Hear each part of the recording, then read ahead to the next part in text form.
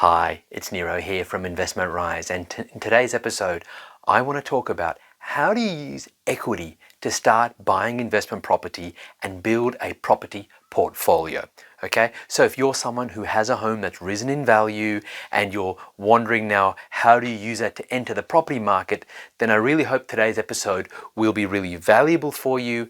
And I also want to point out some mistakes that many people make accidentally because they don't know exactly what they're doing. So let's begin now by looking at an example. So let's just say, for argument's sake, that you bought a home for, let's say, a few years ago, you bought it for a price of $700,000. Okay? Then, and let's say you had a loan on that property, loan equal to $560,000, which is 80% of 700. Okay, now let's say the time has elapsed, it's been a few years, and your home has now gone up in value, and instead of being $700,000, you believe that if you were to sell it today in the marketplace, it would be worth value equals $1.1 million. So that's the market value, let's say MV, okay, for market value. So that's what you think similar houses are selling for right now, okay? And let's say as well, because a couple of years have elapsed since you bought your house, you've also paid down your mortgage. So instead of your debt being $560,000, let's say today it's $520,000. Okay, so that means as of today, the market value on your home is $1.1 million or $1,100,000. Your loan is $520,000. So the question then is, well, how much equity do you have?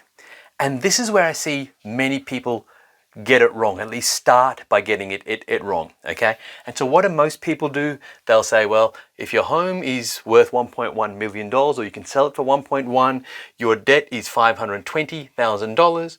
1.1 less the 520 is going to give you $580,000. So therefore, your equity position is $580,000. And now, although theoretically that may be correct, for all practical purposes, which is really what you're interested in, it's completely wrong. Okay, here's why. When you're using equity to buy investment property, okay, what you're doing is you are increasing the debt on your house. And that's not something to be scared of, because equity in your house, okay, is a very powerful tool. It's like money that you're not really using at all and that you can't access. So yes, using equity is very powerful, but at the same time, when you are using equity, you are increasing the debt against your house. Okay, so therefore, the moment you start to increase debt against your house, you have to play by the bank's rules. Okay, and here's where things change. First of all, when you're looking to take equity on your home, the bank will do a valuation on your house. And it is not uncommon at all for the bank valuation or lender's valuation, let's say LV, to be 8 to 10% below the market valuation. Okay, so how does that change things? Well, let's have a look at it. So instead of now having a home that has a market value of 1.1 million, that hasn't changed though, but for our equity purposes, we now need to focus instead on the lender's valuation, or LV, which is $1 million.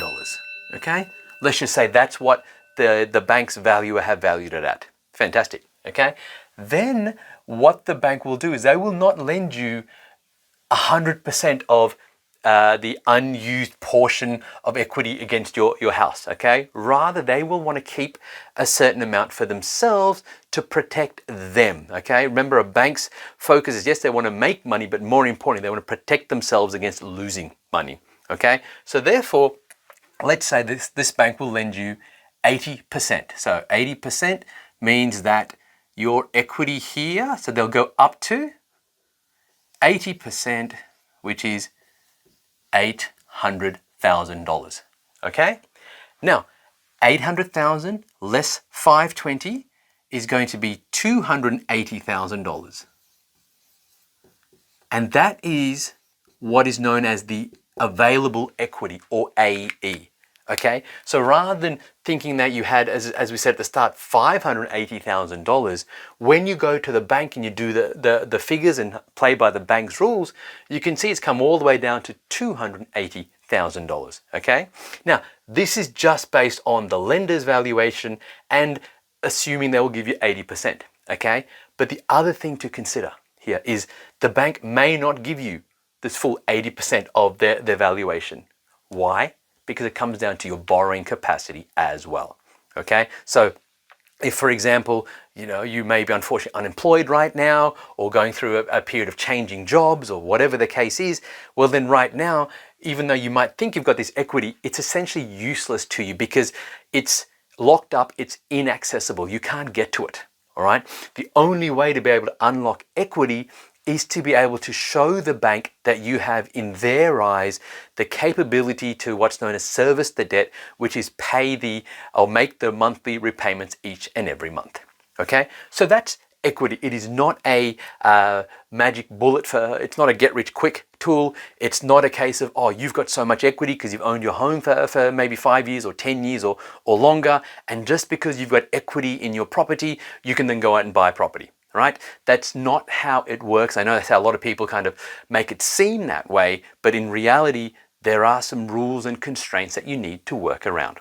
Okay? So now that in this scenario, you know how much equity you have and it's $280,000, what do you do with that? Let's assume that you're allowed to borrow that $280,000. Okay?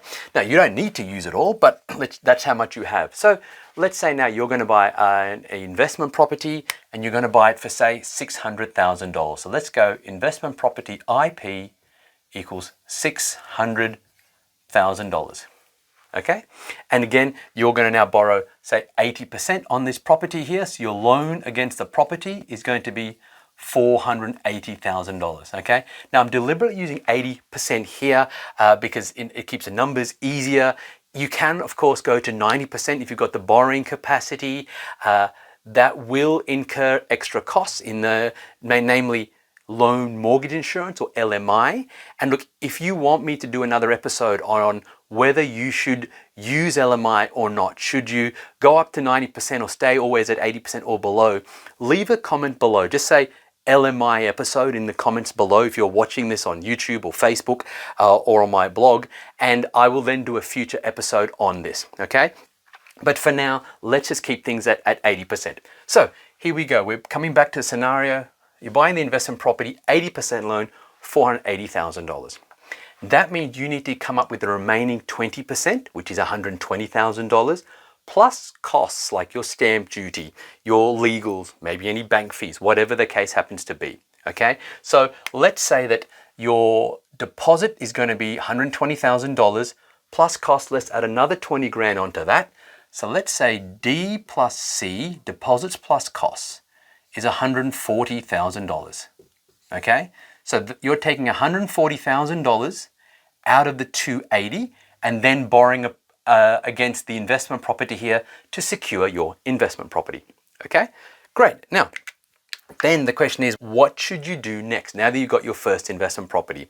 And before we do that, let me backtrack a bit.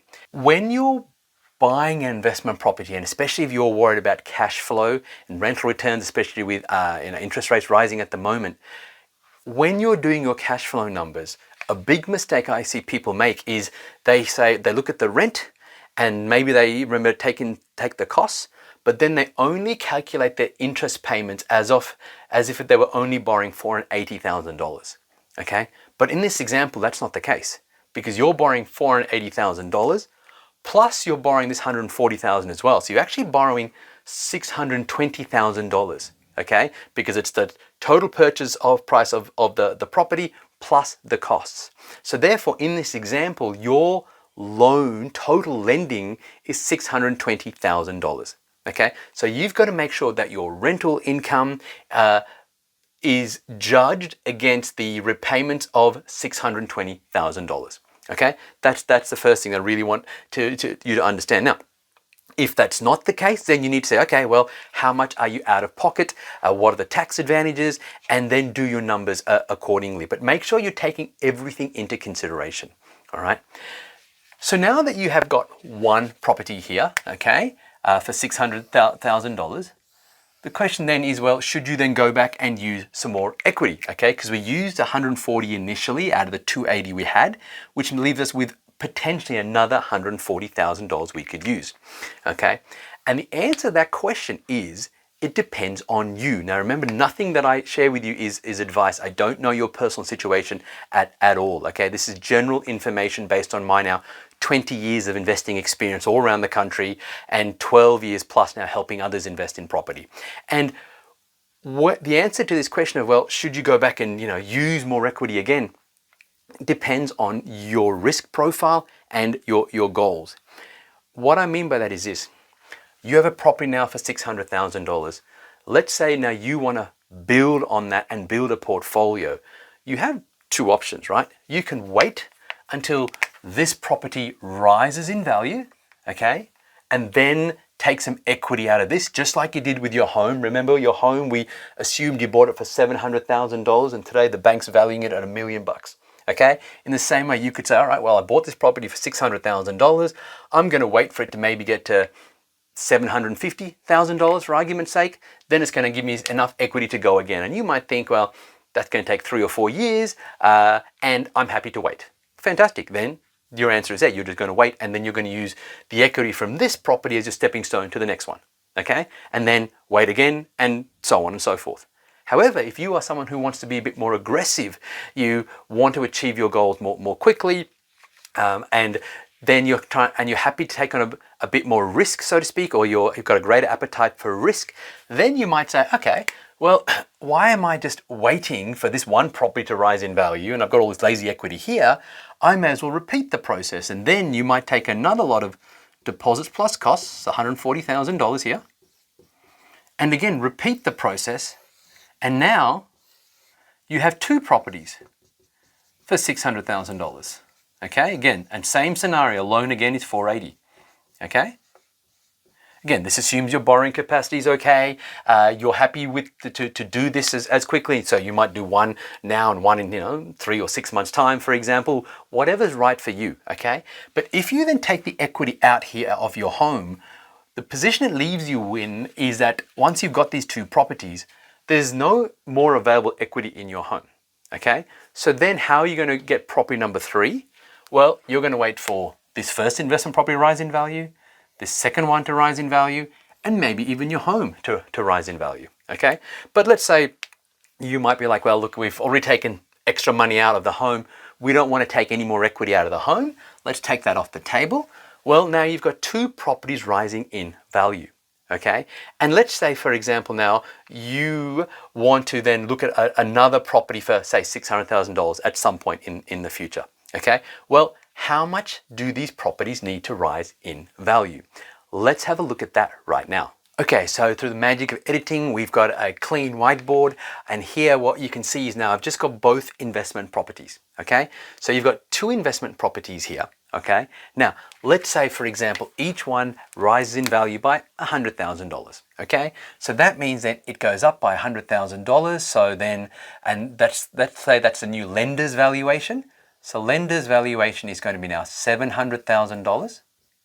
Let's say again, they'll lend you up to 80%, which means they will lend you $560,000. Okay. Your existing mortgage is $480,000. Let's assume you bought these on interest-only loans, okay? So that means your available equity, AE, is $560 minus $480 on this property, okay? Which is $80,000. Okay, so then if we repeat the scenario here, and this property is also going up to $700K, 80% again, same scenario, gives you $560K. Minus the existing loan, which was $480 when you bought the property, again, interest only, means available equity is $80,000. So 80 plus 80 gives you $160,000, which is more than enough to go and buy another $600,000 property, okay? However, if you only had one property, okay, you would need to wait until essentially, if you didn't have this and you only had the one property, you would have to wait until this property probably rose another 100 grand, probably have to rise to $800,000 before you had enough equity, okay? Because if the lender's valuation on this first property ended up being $800,000, 80% is going to be $640,000 minus your original 480, okay? And your available equity here is going to be 160K, okay? And again, assuming from what you saw earlier on that we again need about $140,000 for our deposit and costs, okay, to buy the next property, hopefully you can see the question then comes down to, well, how quickly do you want to achieve your goals? Because if you have more aggressively used equity on your home to buy 2 properties, okay, then they only need to each rise by 100 grand for you to then get equity out of those 2 to buy a 3rd property, okay? Whereas if you've only got the 1 property, which means then you've got to wait till the property goes up from $600K to $800,000 before you have enough available equity to be able to buy the next property, okay? So the question of how much equity should you use and when should you use it all comes down to your goals and your risk profile. If you want to build a property portfolio more quickly and you've got the borrowing capacity to do it, then it certainly makes more sense to use as much equity as you can at the start to build more properties or get more properties, because then they don't need to rise by as much cumulatively for you to then buy number 3. And then you have 3 properties in the market and they don't have to rise by as much for you to get number 4. Okay? And so you start to really get ahead because you took that extra step at the start. Okay, but of course, if that's not what you want to do, or maybe you don't have the borrowing capacity or whatever the case is, at least you can see by using equity, you can get in that first property and then wait for it to rise in value and then go again, right? So you're never actually using your own savings, okay? Many people call equity tax-free money. And although that sounds very exciting, it's not interest-free money, right? You've got to pay the interest on it, okay? And so you need to make sure that you are doing this strategically. You are looking at all your cash flow numbers. You're making sure that you're buying properties with good growth drivers, so in areas with good growth drivers, so they're going to rise in value, okay? Because remember, you have taken out extra equity on your home, and at some point you're going to want to pay that back, okay? And how do you do that? Well, hopefully you've probably been paying it off just from your own normal repayment. If your portfolio is positively cash flowed, you're using that positive income to pay off that debt. But ultimately, it's going to be more than likely that you're probably going to have to sell maybe 1 property or so, okay, to then take the profit to pay off your personal mortgage. Again, we need to do the numbers more carefully, okay? But the key thing is to understand that at some point, you're going to have to stop taking equity out of your home and start using the equity on your investment properties to keep building a portfolio. And that's why we always say at Investment Rise, when we help our clients find properties, our key mindset is that we want you to buy a property that is a stepping stone to the next one, and then those 2 become stepping stones to number 3, so on and so forth. Okay, so I really hope you found this episode instructive in how powerful equity can be, but how to do it wrong and also how to do it right. Hi, it's Nero here again, and thanks so much for watching. If you like what you saw and you're looking for a proven recipe, a blueprint on how to build a property portfolio that gives you passive income, then click the link below this video and get a copy of my book, Wake Up Wealthier, How to Build a Property Portfolio That Pays You an Income each and every month. Okay, when you click the link and you download your book, you can get both the digital version and the audio version in case you don't like reading. All right, so I used to sell this book for $49, but right now I'm making it totally free. Why? Because I want more people to get this information, and I know that a segment of you will then like what you see in the book and choose to reach out to find out more about our services. But even if you don't, if you're serious about building a property portfolio that pays your passive income, then you really want to get my book, Wake Up Wealthier. It contains the secrets that I have fine-tuned over the last 19 years. It's totally free for a limited time. Click the link below.